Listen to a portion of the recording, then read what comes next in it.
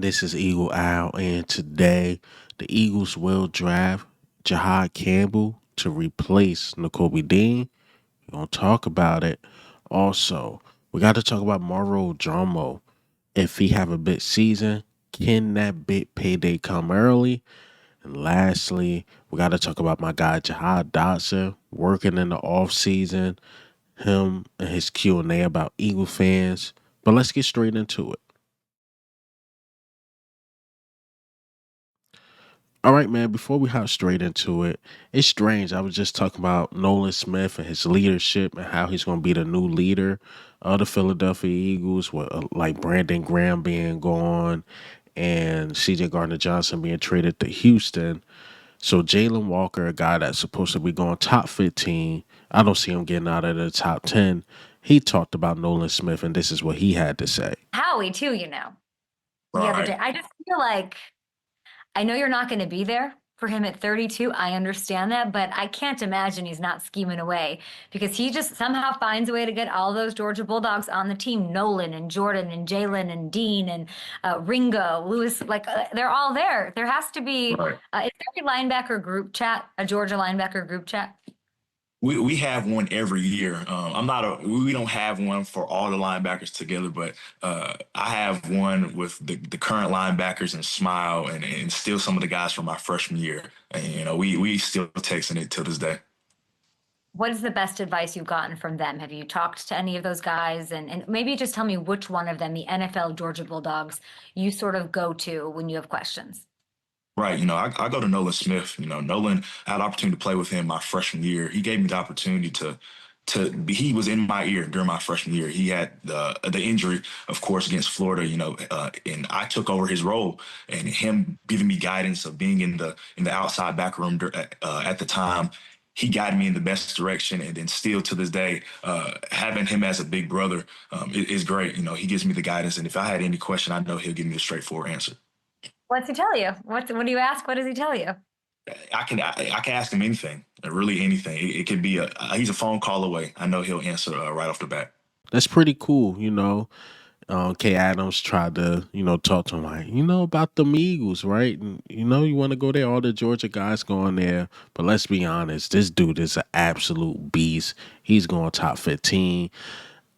The lowest I actually seen him was like 14, 15. I don't think he get past Dallas, in my personal opinion. So if the Eagles can find a way to get him or his stock dropping, hey, you trade up for him. But I think he's not getting past top 15. My personal opinion. All right, so somebody came in for a visit. Speaking of Georgia Bulldogs, but this is on the offensive side. Dylan Fairchild, guard out of Georgia. So Dylan Fairchild came in for a top 30 visit. 6'5", played about 876 snaps, only allowing one sack and seven QB hurries. I mean, I like him. I like him like third, fourth round type pick, guard, again, Georgia, who had a really, really good season 2 years ago. And his bad season last year, he only allowed one sack. Just let you know how good he is. And again, more competition for Tyler Steen, see if he can earn that spot. But yeah, you could bring him in, more depth on the team. Can't get mad at that. But that right guard position, you definitely want real competition right there. Now, he didn't play too many snaps on the right side. He's more of a left guard, so maybe that's more depth. Maybe it could be that swing. I don't know. But, the Eagles see something to bring him in for a top 30 visit. Can't get mad at that. But let's get into the meat and potatoes, the topics. All right, so will the Eagles actually draft Jihaad Campbell, and will he actually fall to the Philadelphia Eagles? Now, I talked about him, I think, last week or so, or 2 weeks ago. Jihaad Campbell, how his draft stock is just everywhere. So Phil Yates from ESPN, draft analyst, he believed Jihaad Campbell, instead of going in that top 10 where everybody have him on that top 14, he believes he's going to fall all the way to the Philadelphia Eagles, and the Eagles going to take advantage. And the reason why is his shoulder. He had a shoulder injury, and he believes that teams are going to pass on him because of that shoulder injury, and the Eagles going to take advantage. Now, these are some of the numbers. So according to Sleeper Eagles, his PFF grade overall is 81.6, pass rush grade is 76.3, run defense grade 81.0, and his coverage grade is 80.1, and he had 30 coverage stops, first in the country. So they believe a guy like that is going to fall to the Eagles. Now, I've seen time and time again where as though injuries can hinder a player. Think about Cooper DeJean, right? He was supposed to go at least first round. But because of the leg injury and hamstring, whatever he had coming out of college, he fell in the second round. And Eagles, time and time again, take advantage of those opportunities when great players fall like that. Now, Jihaad Campbell falls to the Philadelphia Eagles. What do that mean for Nakobe Dean? My personal opinion, that means he's being replaced, and it will be his final year in Philadelphia. Eagles will let Nakobe Dean go. I think Jihaad Campbell's that good, and if you're taking a linebacker that early, you saying he's the future. Him and Zach Bond will hold it down, and then you'll still have Trout Jr. developing in the background, and hopefully Trout Jr. when his time come, and Zach Bond's basically on the 2-year deal. And once Zach Bond 2-year deal's up, you saying Trout, hey, you playing next to Jihaad Campbell. This dude is good, but I can see it happening. Now, if he had no injuries and it was a clean slate, yeah, he's going top 15. But I'm telling you, injuries scare teams. And Howie Roseman take advantage of it time and time and time again. Time and time and time again. So, yes, he can possibly be Nakobe Dean's, replacement. Because I keep seeing these draft boards. Again, I see him go top 10. I see him go in the 20s, and I see him go in the 30s.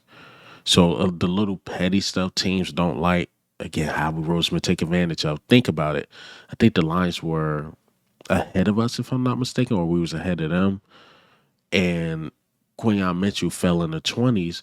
And the only reason why Quinyon Mitchell fell in the 20s is because he went to a smaller school. So that's little stuff teams pass on, and Howie Roseman take advantage of it. Again, Cooper DeJean. Oh, he has some leg injury. We don't know if he's going to be ready, which was true. He wasn't ready to the end of training camp. But when his time came, you seen the type of player he was. He changed life in the slot for us. If he fall, how he's going to take him? Sorry, he is. And again, there's going to be conversation after conversation after conversation about Nakobe Dean. Now, a lot of the Eagles content creators, I keep seeing like Walter Nolan. I haven't talked about Walter Nolan because I haven't seen any visit, and the only reason why I'm talking about Jihaad Campbell is because from the draft, quote unquote draft analysts, they keep saying he's going to fall to the Philadelphia Eagles. So that's why I'm talking about it. And honestly, it makes sense because we don't talk about linebacker, but when you think about it, we somewhat need a linebacker. When you think about defensive tackle, I believe in Moro Ojomo that much. I like Thomas Booker the fourth, and I like that room already. Now, if you go linebacker, we are very thin. You go edge rusher, that's why I like Donovan. Izaraku, we somewhat it's unknown. I'm not sure what we're gonna get. I know we're gonna get from Nolan Smith. Jalen Hunt playing the full season. Just bring in competition for Jalen Hunt, see what he can do. But I like Donovan Izaraku. But when look at again the defensive tackle room, I think we're fine. If we could get Walter Nolan, cool.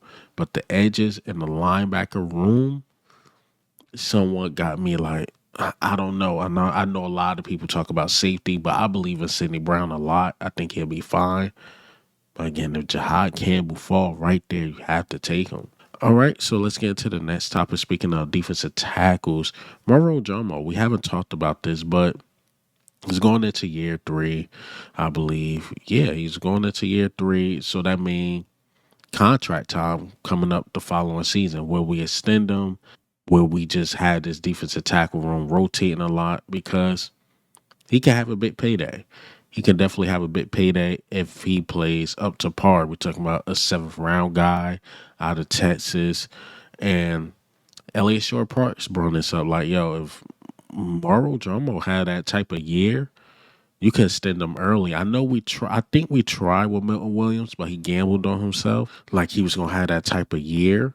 And Milton Williams won a gamble. Like he had a great year. And he goes to the Patriots and get what 25 million a year.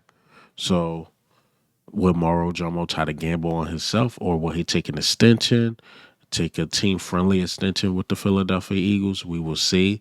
But if Moro Ojomo keep playing how he's playing, he's expected to have a big payday.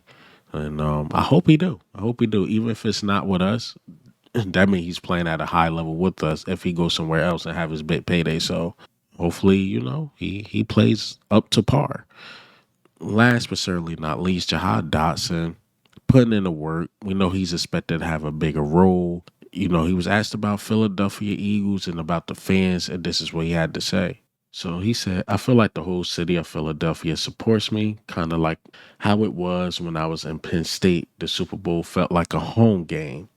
Now, Jihad Dotson in the Super Bowl, they had 2 catches for 42 yards. And we definitely support Jihad Dotson. A lot of Washington guys, oh, they lost the trade because of this, that, and the third. We kept saying we don't need our wide receiver three like the typical teams. They need their wide receiver three that has 600-700 yards.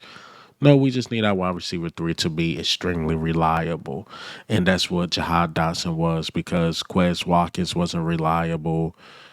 Alameda Zaccheaus wasn't given a fair shot, so I can't really go in on him. Brenton Covey, we tried him, but he was too small, injury prone. And Jihad Dotson, no, was extremely reliable. Hey, we need you here, or hey, we need you to do this pick play. And I had no complaints about Jihad Dotson. Again, it took very long for him to come on. If you really think about it, it took all the way to the end of the season. But give him a full training camp, especially with possibly Dallas Goedert leaving.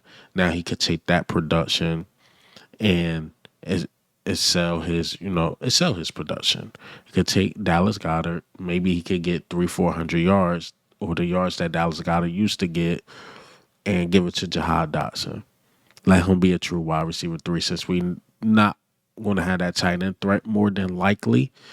And I hope the best for Jihad Dotson. I really, really do. I like him. He stayed low key. He didn't complain the whole season or anything. He just came in, did his job, and again, very reliable, extremely reliable. But that's all I got for you guys today. And hey, man, what do you think? How do you feel? Jihaad Dotson being reliable. Also, Jihaad Campbell to the Philadelphia Eagles. But this is Eagle Owl, man. I'm out.